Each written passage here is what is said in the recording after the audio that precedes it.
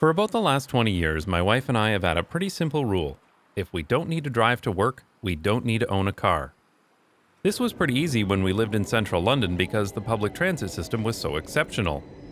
But in other cities, like Toronto, public transit and cycling could only take us so far, because the few walkable parts of Toronto are surrounded by a sprawling suburban wasteland that is only accessible by car. And of course, we also needed a car because intercity passenger trains suck so much in Canada. So in a city that's designed incorrectly, a car will sometimes be necessary, and for that, we would rely on car sharing. In my experience, people don't understand just how easy car share programs have become. You literally open the app, choose a car, and you can be driving in less than 5 minutes. It's so easy, it's ridiculous. But I'll talk about that in more detail later in this video. When talking about car share, most people seem to think it's like a rental car, and they associate it with the horrible experience of renting a car while on vacation. And let's face it, renting a car sucks. You have to book it in advance, you usually have to physically go to the rental car agency, and when you get there, you'll end up waiting in line just so you can go talk to some person who will type in all of your information into a computer, even though you already did it online. And then they'll tell you they don't actually have the car you reserved, but they'll provide you with a free upgrade to a crappy SUV that consumes twice as much gas. So when people think about not owning a car, they usually think about this rental car process and how painful it is, but that's not the way modern car share works. Car sharing has been around for a long time, possibly as far back as the 1940s. There was even an all-electric car sharing service called Witkar that was launched in Amsterdam in 1974. Talk about being ahead of their time. We signed up for our first car share service in 2003 when we joined AutoShare in Toronto. Back then, the service was really basic. We were given a key to a lockbox that contained the keys to a car, and we booked our time slots using a 1990s-style website. Keeping track of mileage and fuel was entirely paper-based, but the concept worked well enough. These days, however, all car share systems are app-based, and you can do everything from booking a car to unlocking the doors, all from your smartphone. Today, there are many different car share programs available, but generally they can be classified into two groups, what I'm calling fixed and free-floating. They both have their own advantages and disadvantages, so we maintain memberships with several different services.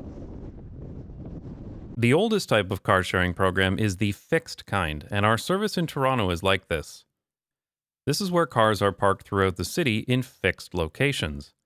With this kind of design, you start to get used to where cars are in your neighborhood and what kind of cars are available. After a while, we started to settle into using our favorite cars, and admittedly, it was nice to get a familiar car that always remembered our Bluetooth connections. In a fixed car share system, you typically need to book your time slot in advance, and you have to return it back to the place where you picked it up. This makes it difficult to use a car spontaneously, but it has the benefit of ensuring that your car is always there when you've booked it. So in this sense, they're like traditional rental cars, but with many more locations, and you never need to wait in line or speak to an employee to get your car. A big benefit of fixed car share is that they typically have lots of different kinds of cars and vans, so you can take whichever vehicle you need for the trip you're taking. When people used to ask us what kind of car we owned, we used to joke that we had a fleet of them. And this is ridiculously useful.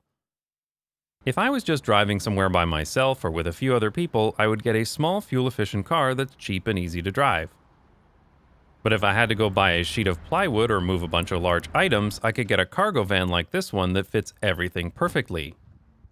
It always made me laugh while easily loading my CarShare cargo van outside of the hardware store and seeing other people in the parking lot trying to squeeze a bunch of oversized stuff into their crappy SUV that holds way less than they think it does. So here they are, driving around in this bloated piece of garbage vehicle for every trip, everywhere they go, and the one time they actually need it, it's not big enough. CarShare solves that problem. So even when we owned our own cars, we still kept our CarShare service active to maintain access to the fleet of cars and vans when we needed them. So CarShare doesn't just let people go car-free, it also lets two-car households become single-car households, and it makes it easier for people to buy smaller, cheaper vehicles too. The other type of car share service is what I call the free floating kind, and it seems to be the way that most new app-based car share services work. Free floating car share means that cars can be parked almost anywhere. You don't need to book them in advance, and you can return them wherever it's convenient. These systems are ideal for spontaneous trips, and they allow you to take one-way trips as well. Instead of being like a rental car, they're more like a taxi that you drive yourself, except way cheaper. For example, a few months ago, I took a one-way trip with my kids within the city and the bill came out to €2.10. Yeah, I had to drive myself, but I've never paid that little for a taxi in a developed nation. Now, of course, not all trips are necessarily that short and cheap. But from our car share experience, we found it best not to think too much about the individual cost of a trip. Rather, just think about the monthly cost compared to owning your own car. Sure, it might have cost us, say, $15 to go to the big grocery store in the suburbs, which is a lot for a single trip. But when we get the bill at the end of the month, we'd usually find that all of our trips combined added up to less than $100. And that includes everything: the car, the fuel, the insurance, the cleaning, the maintenance, even the windshield wiper fluid. So we had access to a car whenever we needed it, but it cost us less than just the insurance did when we used to have our own vehicle. And yeah, owning your own car can be a great convenience, but it can also be a massive hassle too. When I've owned cars, there were several times where I had problems with them, and it was my job to get them fixed. For example, the time my car's computer malfunctioned and all my plans were ruined while I spent the day waiting for a tow truck and for the mechanic to fix it.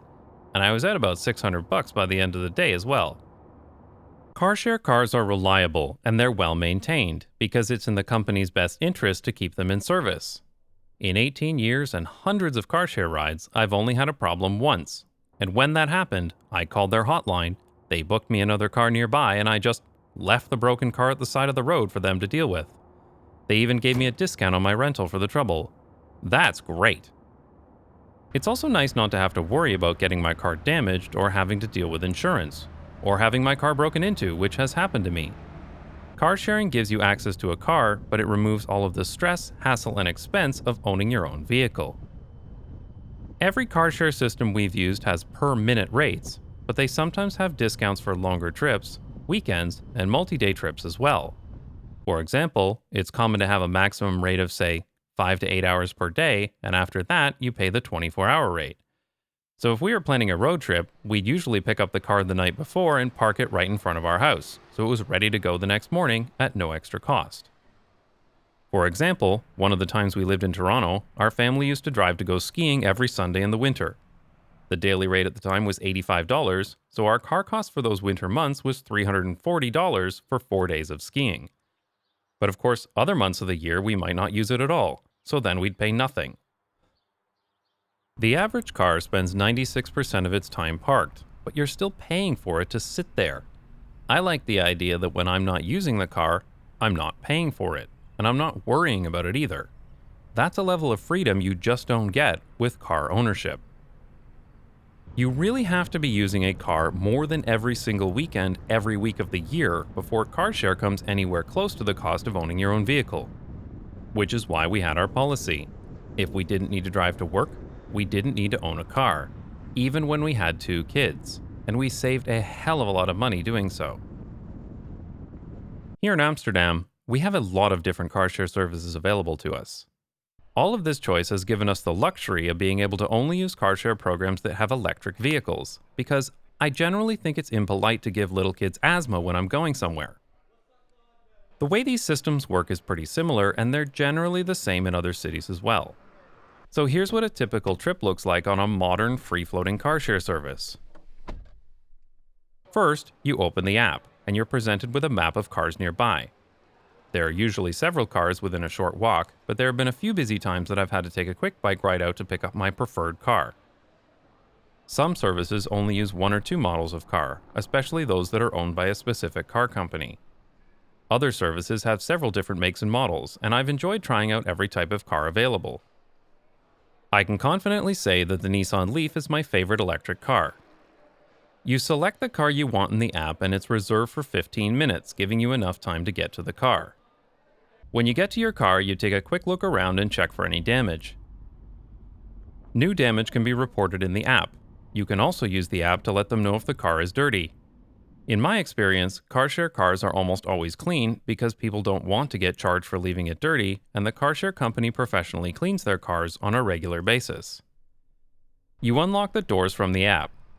Depending on the model of car, you may need to get the keys out of the glove box, but for most electric cars, you never need the keys because the app has already unlocked it. You just need to press the start button. Then you adjust the seat and mirrors, turn off whatever terrible radio station the person before you was listening to, and that's it. The whole process takes no more than a minute or two and you're ready to drive. You can take the car for as long as you want, and you can park it as necessary. The CarShare company will provide a fuel card or fob to pay for any fuel or electricity that you use. Here in the Netherlands, there are public car charging stations almost everywhere, and they work just by tapping a fob to the charger. Driving an electric car in the Netherlands is great, but I'll talk about that in more detail in a future video. We've often had car chargers at our campgrounds or hotels, and as long as we've used the fob, the electricity is included in the cost of the CarShare, which is nice. The CarShare service gives you a credit if you return the car with more fuel or battery than when you picked it up, so I usually plug it in near my destination when I return it. Having a free-floating CarShare service available is really useful. I can drive out to the pub and then take a taxi or public transit home after drinking. I can walk or take public transit to a shop, and then get a car to carry my heavy purchases home if I end up buying something. As you can tell, I'm a really big fan of CarShare services, and they've only become better over the years. They allow us to live in a walkable urban environment and save a lot of money on transportation while still having access to a car or cargo van when we need it. I don't ever plan on owning a car again because I find them more trouble than they're worth. And here in Amsterdam, a properly designed city, a car is rarely the best way to get around. Plus, nearly the whole country is accessible with a combination of bicycle plus train. But it's nice to know in those rare times when I do need one, or want to drive one, I still have a car available. In fact, I have a whole fleet of them. I'd like to thank my supporters on Patreon who pay me to drive through Amsterdam. Get out of my way, you bloody cyclists! If you'd like to support the channel and get access to bonus videos, visit patreon.com/notjustbikes.